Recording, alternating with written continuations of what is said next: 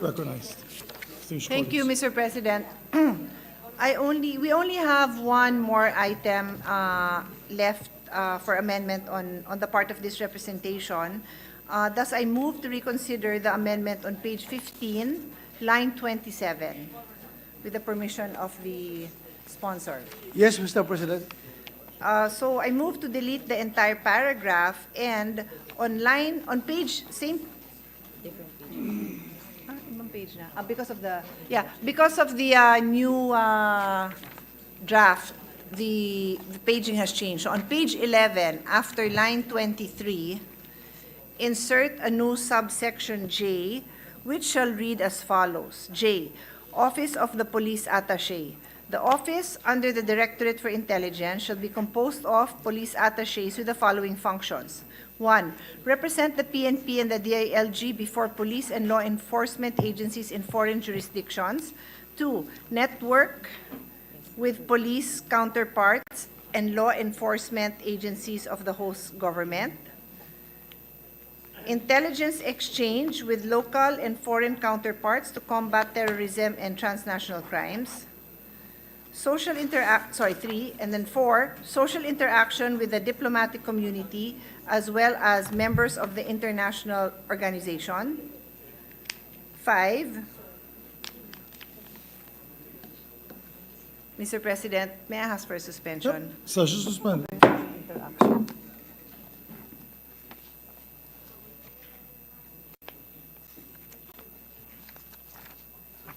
Thank you, Mr. President. Ready to proceed. Session resumed. Number 5, intelligence and counterintelligence initiatives. And 6, provide technical advice to the head of posts on matters pertaining to law enforcement and security. Next paragraph. Police attaché shall be assigned to the United States of America, China, France, Indonesia, Malaysia, Saudi Arabia, Pakistan, Thailand, and in such foreign jurisdictions with which the Philippines is in cooperation with on law enforcement, exchange of information, and on preventing and combating crimes, provided that these countries will be subject to periodic reviews every 3 years unless there would be a supervening event that would necessitate an earlier review. Next paragraph. Police attachés occupying the position of police officer and diplomat shall have the rank of police colonel, provided that the police attaché in Washington, District of Columbia, United States of America, shall have the rank of police brigadier general, provided further that police attaché shall have a maximum term of 3 years per post. We submit, Mr. President.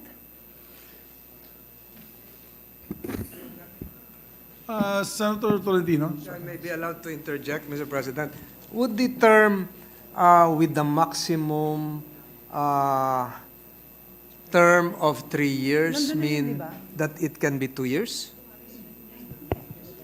For the foreign posting in a major jurisdiction, could it mean, if the ceiling is 3 years, could it mean after 1 year you can be recalled by Camp Crame? Yes, Mr. President. If the Chief PNP find it necessary to remove you from that post for cause, Mr. President, you can be removed. But kung wala kang ginagawang atraso, you can reach up to 3 years. But after 3 years, mandatorily, you have to be removed because the maximum is only 3 years. No, Mr. President. For instance, I am with the permission of Senator Pia, I'm a police brigadier general, 1 star. After 1 year, my class promotion is due, and I'm about to become a regional director of, for instance, Region 8, somewhere in Samar and Leyte. My classmates are now up for promotion pursuant to a Napolcom issuance, and I'm still there in my foreign posting with a 1-star rank. Could I opt to return to the Philippines and join my MISTA and be promoted, or could I be qualified to be a two-star police general, even though the law, as crafted, provides that a police attaché in a major jurisdiction posting will only have 1-star rank. Can I have a 2-star? No, Mr. President. No, Mr. President. So- And going back to your first issue, the Chief PNP can recall you at any time if he feels that you are ready to assume higher post. You are already promotable to the next higher rank, then pwede kanyang i-recall, Mr. President. Yung nilagay natin dyan na cap na 3 years, para naman hindi siya mababa doon kasi kung susubra pa ng 3 years, baka yung career niya, makalimutan niya na police pala siya.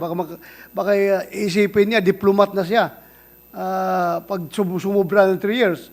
So 3 years lang, para ma-maintain pa rin niya yung mentality niya pagiging police. I raised that point, Mr. President, because the permission of Senator Cayetano, most of the time, and I'm now referring to diplomats, you don't just go there alone. You bring with you your family. You bring with you your children.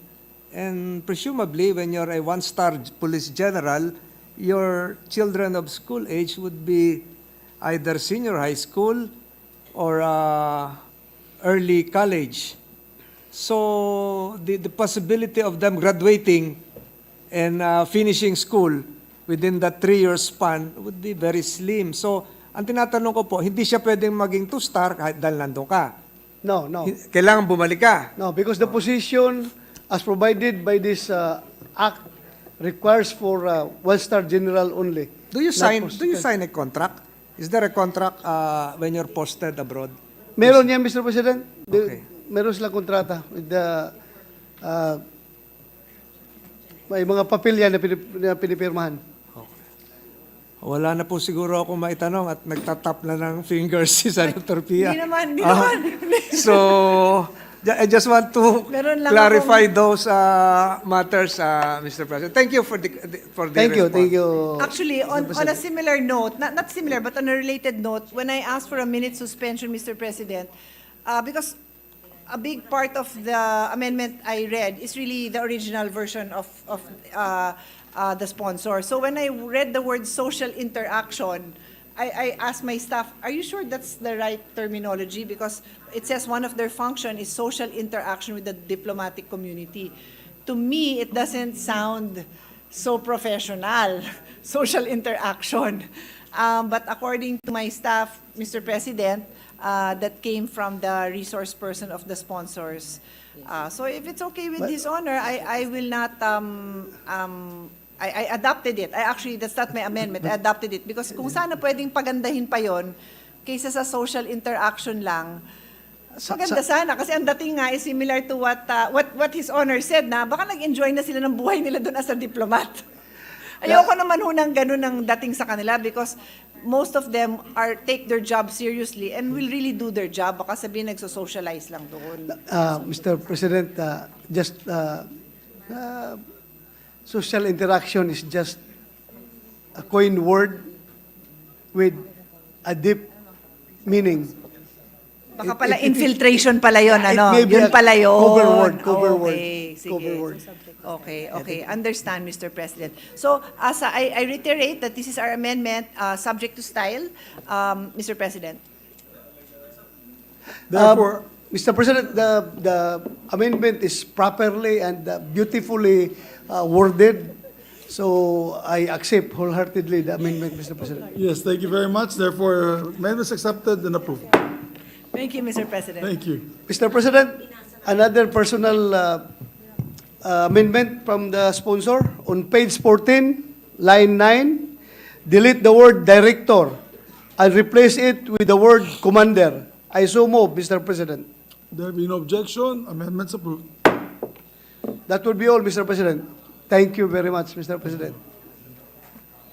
Thank you very much, my dear sponsor. Thank you, Congratulations. Mr. President. Mr. President, with no other individual